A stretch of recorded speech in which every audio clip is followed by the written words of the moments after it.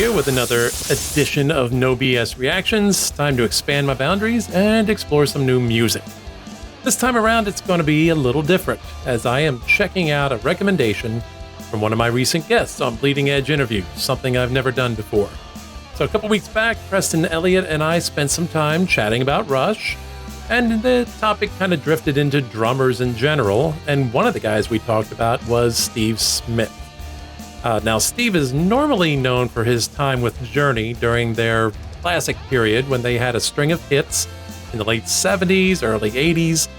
Now, I love Journey, and that was some great music, but let's admit, not especially known for being complex in composition. And Steve adapted his playing to fit that style, which meant he was a bit more restrained than he is capable of showing.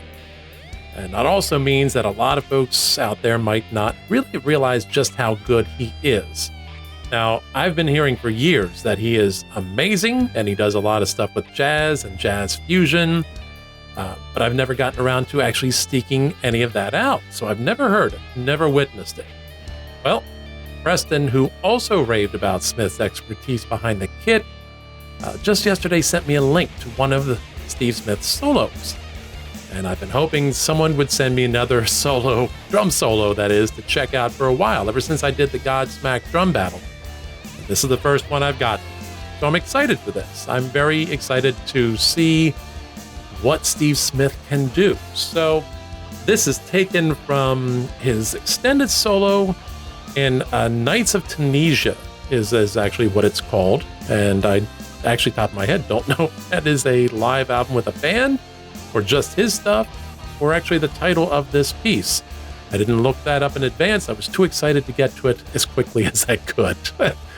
So here we go. Steve Smith's solo from Nights in Tunisia. Buckle up.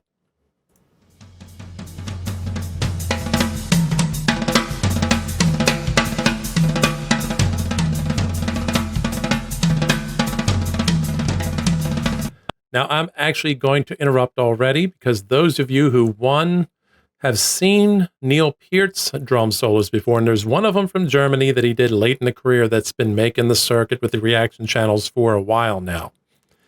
Look at this kit and compare to what Neil had. Neil had a huge kit that totally surrounded him, rotated around him at some point, had electronic drums and toms and all kinds of stuff. Just totally like a wall of drums around him. Look at this kit. Steve is coming at this with a very simple, sparse kit, minimalist by comparison, really. So that's interesting.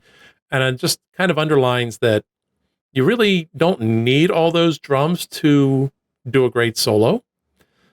Neil does a lot of wonderful, great, amazing things, and he is absolutely the professor of drums. So I'm not saying there's anything wrong with him doing what he's doing. I'm just saying don't think that that's what you have to do for a great solo. So let's listen to it, and I'll shut up.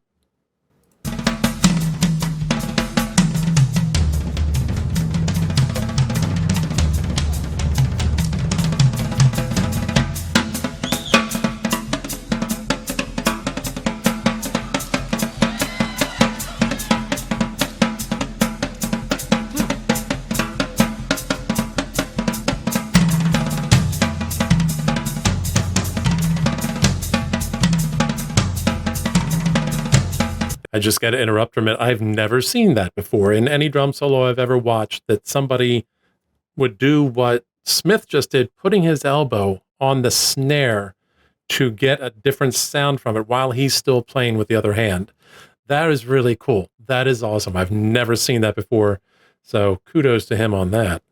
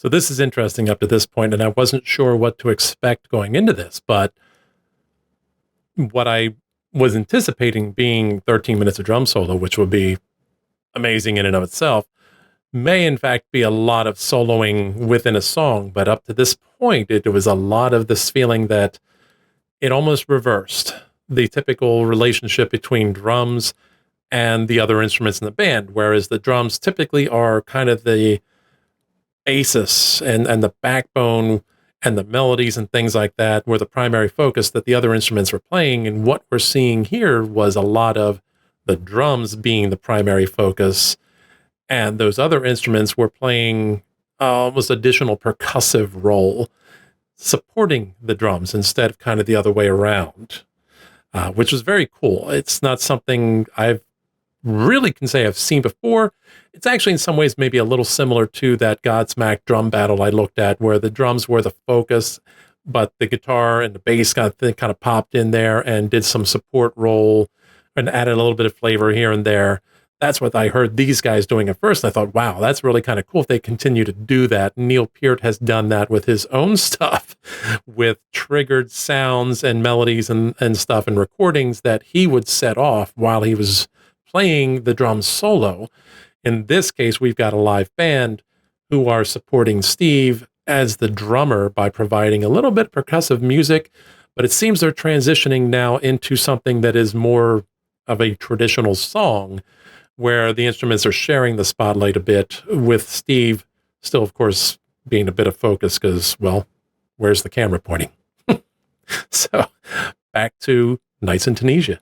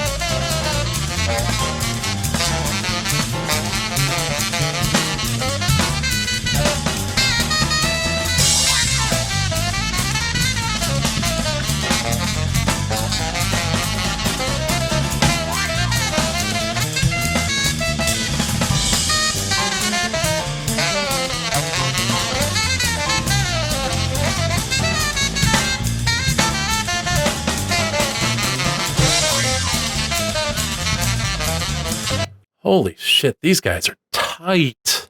Absolutely tight. If you weren't catching it, listening there in a little background, like I know the sax is taking up a lot of the focus with his solo at the moment, but listening the background there and with Steve kind of syncopation there, using syncopation, hitting the toms and the cymbals here and there, right on cue and on time with the piano doing the same thing in the background, and so tight.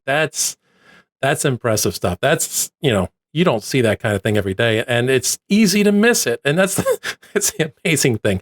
So much stuff going on here while the saxophone is tearing the place up that you couldn't miss a lot of what he's doing. But just that level of feel, where he's taking it up and down in terms of how hard he's hitting the drums and the force that he's using from very quiet passages to very hard and loud passages.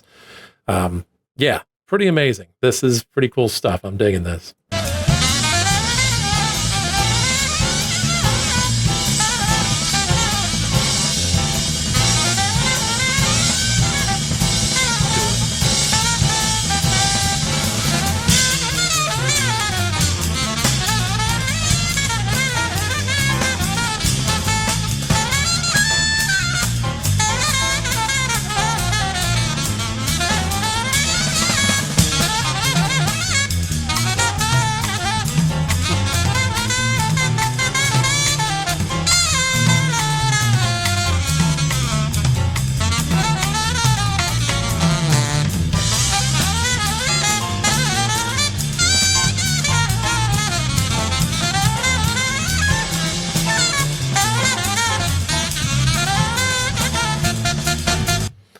Elgato, you and I are going to have words about this key light.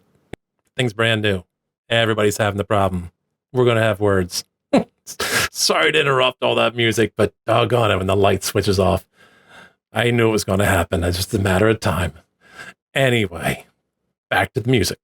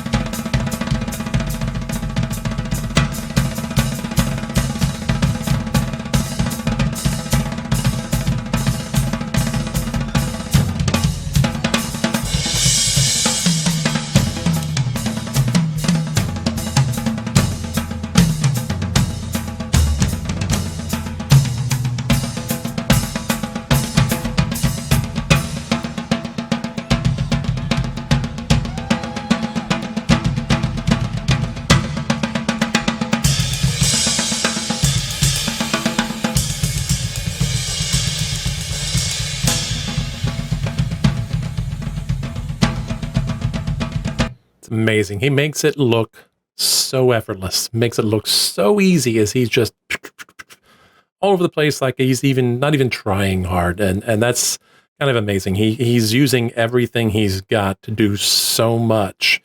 I'm almost certain I had to look back again, whether I lost track of it. He's changing his grip up along the way with that left hand, from traditional to I don't even know what you call that anymore. Once upon a time I knew it. But also just, using the side of the stick to get a different sound instead of the head on the drum and hitting on the rim of the drum all over the place and just taking it, both feet are going. Stuff's amazing, actually, what he's pulling off right about now. So just had to take a moment and say that.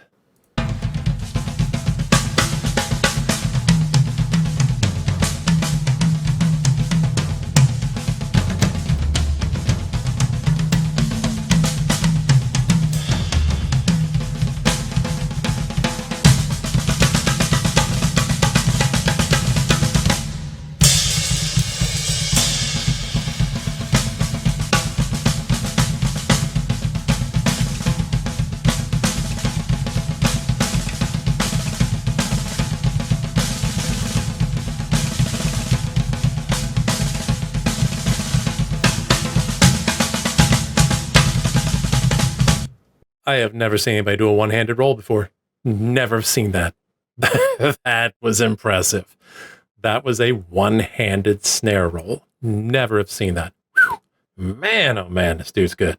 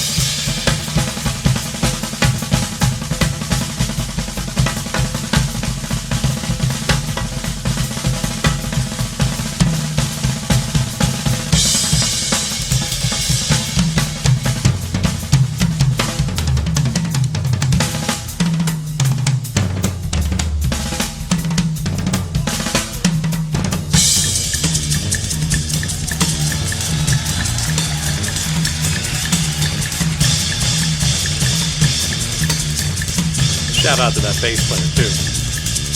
Dude's amazing.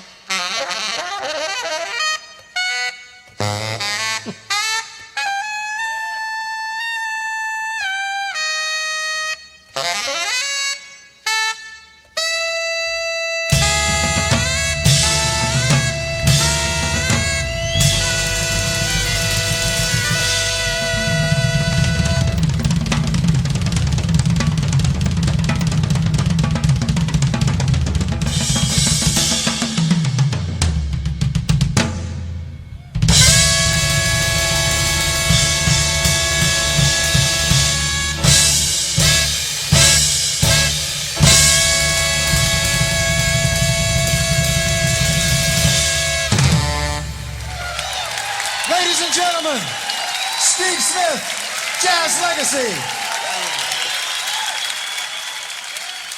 On the piano, Mr. Mark Soskin.